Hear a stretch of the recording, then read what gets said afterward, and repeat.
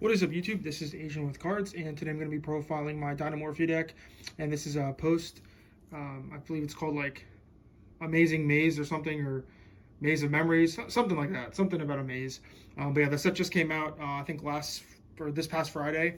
We got the new Supreme King card, which is I think a really good support card for Dinomorphia. So I'll be explaining that card in the deck profile, and also. The next set we're getting is, I believe, Cyberstorm Access, and we're getting a new counter trap for Dinomorphia. So I feel like I just want to profile the deck before we get the new set. And yeah, without further ado, I'll get on with the list.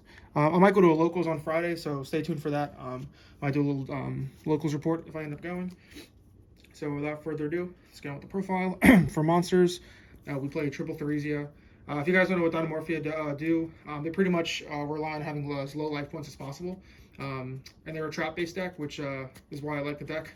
So yeah, when Theresia is normal or special summoned, she can set one trap directly from your deck.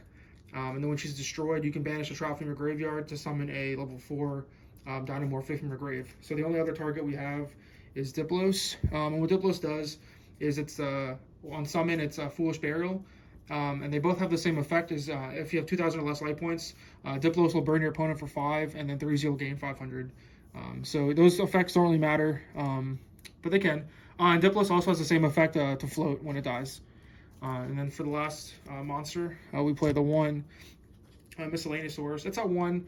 You play Fossil Dig, so depending on what you draw, if you have like Fossil Dig plus Theresia, you can search the Fossil or the Miscellaneous Source, so you're able to protect your Ekstrom throughout the duel. And then I also play more monsters, but they're in the board breaking section. So yeah, I consider these monster cards, but these are the new Solo of the Supreme King. If you guys can see the effect, you can just pause that right there. So pretty much this card has a lot to unfold. So pretty much it says you can pay half your life points, which is like the main reason why I play this card, because it gets you at that low life point threshold. And then you can special summon one Supreme King Zark from your extra deck, and then it gets shuffled back at the end phase of the next turn. But when it's in the graveyard, when your opponent activates a spell card, you can banish this and a face-up Zark you have in the field to summon a Pendulum, Pendulum XYZ, or Synchro Dragon from your extra deck, ignoring the summoning conditions. I only play one target in the extra deck, actually 2 targets in the extra deck, which I'll get to at the later point of the video. But just being able to pay half your life points to summon a Beat Stick is just really good. And it's kind of a pseudo starter because you're unable to see your Dinomorphia package. You can just like sit on the Zark for a turn or 2, and if your opponent has a spell card, just get a free synchro. So yeah, really good card. Just came out. I'm glad it's a rare. So yeah, really good card for this deck. And then for spells, we play Triple Fossil Dig, just a starter. I explained why you play this with Miscellaneous. It's just a really good card. And we play Triple Duality, or not Duality, Triple Prosperity. I like Prosperity in this deck a lot because being able to dig 6 is really good in like any trap deck. And you pretty much just need one of your engine starters. It's a 1-card starter, pretty much with your trap cards, which I'll show in the trap portion. And also, I play Lava Golem, so just being able to dig 6 or 3 for Lava Golem is insane. And also, game 2 and 3, when you have the sideboard, digging 6 is really good. So for traps, we play Triple Frenzy and Triple Domain. These cards have about the same effects. Domain lets you fusion summon from your using your main deck, field, or hand, I believe. I believe it's hand. Let me see here. I believe it is hand. Yeah. Or field as material. So this card's like really good. And then all the normal traps, say if you have below 2,000 life points and your opponent activates a card effect, you can banish them from the grave and you don't take any effect damage that turn. And then Frenzy is a little bit different. Has the same like effect like the fusion summon, but you can also use one monster from your extra deck to fusion as a fusion material, which is really good to summon Rexstrom, which I'll get to in the extra deck. But yeah, this is one of your 6 starters along with your Theresia and your Fossil Dig. And also sometimes like Diplos, you can like Foolish your Theresia with Diplos. And then in fact, look at another trap card. You can float the Diplos into Theresia and then get one of these going. So yeah, it's pretty good there. And if you open up multiples, it's really good, like one of each. Just in case one gets ashed, you're able to activate the other one. And then for I would say the utility Dinomorphia traps, 1 Brute, which is like a Dryden. You can pop one of your cards, pop one of theirs. And they all pay half to activate any of these Dinomorphia cards. The 1 Sonic, it's a spell and trap negate by destroying one of your cards. And then Alert special summons Dinomorphia monsters from your grave, as long as they equal level 8. So you can do like 2 4s or 1 8 or like 1 6. And also the Sonic is a little different from the other normal traps. If you take battle damage, you can banish it, and you don't take any battle damage for that turn. So a lot of times with Diplos, sometimes you can dump a Sonic if you go up against like a combo deck, just so you don't die from like a random attack. So that's it for the utility cards.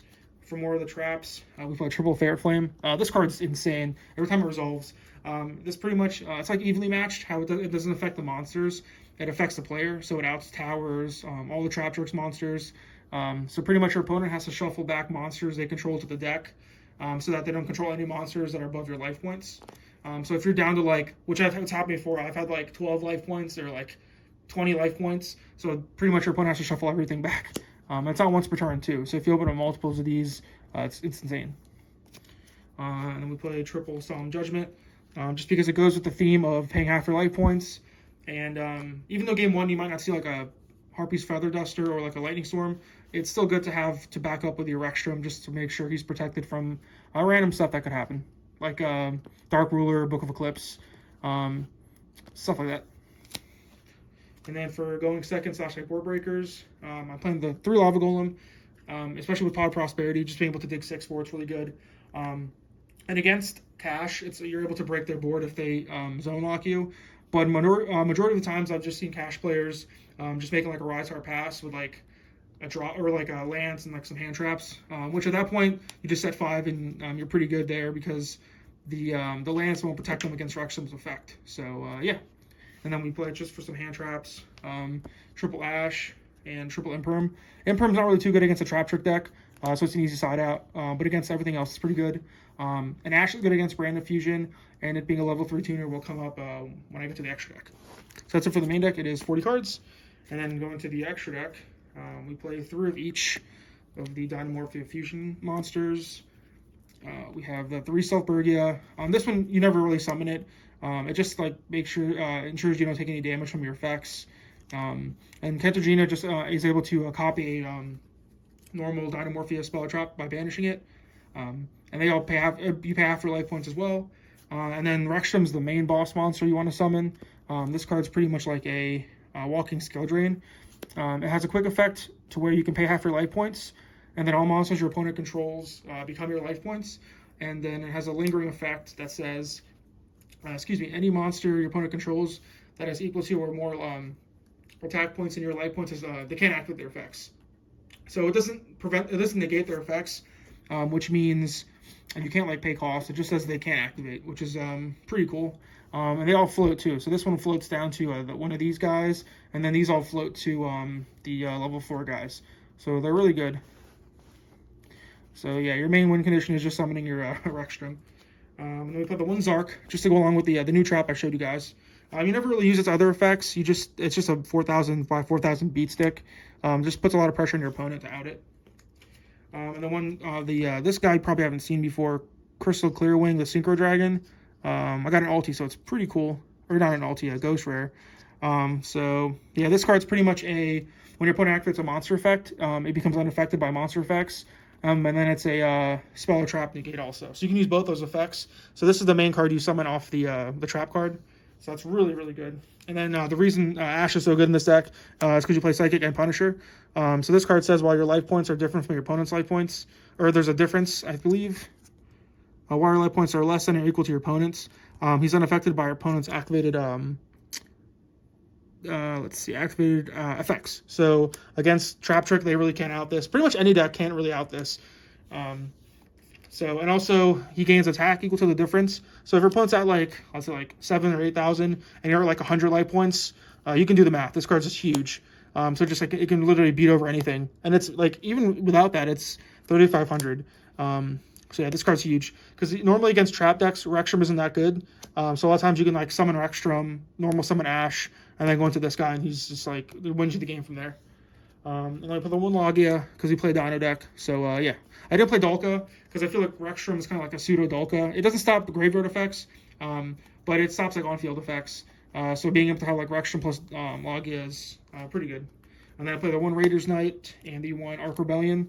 This you can technically summon off the trap card, the Soul of Supreme King, but it's mainly just for getting over big monsters, because it just gains the attack of monsters your opponent controls, so you can just pretty much beat over anything. So yeah, that's that. And the Raiders Knight, Raiders Knight, he just used to go into this. So that's it for the extra deck. 15 cards, of course, and the side deck. The side deck's still kind of experimental. So we have the 2 Heavenly Prison. I feel this is a good card in like any trap deck.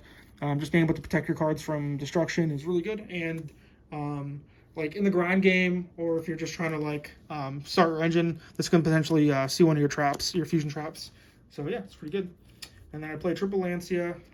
This card is really good because it stops from getting zone locked against Kashtira. And if anyone's playing evenly matched, which all the decks are playing evenly matched, this helps you in that regard. And sometimes it gets branded. You can set it in depending on like what build they're playing. You can stop them. And then we play one of each of the other utility cards, the Brute and the Sonic. Just in case you're going first, or if you're going against a deck that you need like the spot removal, it's really good. So that's that. And then we play one Eradicator. Eradicator is really good with the Lord, because you can just set it directly, and then Lord becomes a target for it. And also all your other extra deck monsters like Rexstrom and potentially Kentragena can trigger off the Eradicator. So it's really good. And then I play the one Pointer, just good going first. I usually put that card going first against any deck. It doesn't matter what it is. Just being able to see your opponent's hand and just rip out whatever.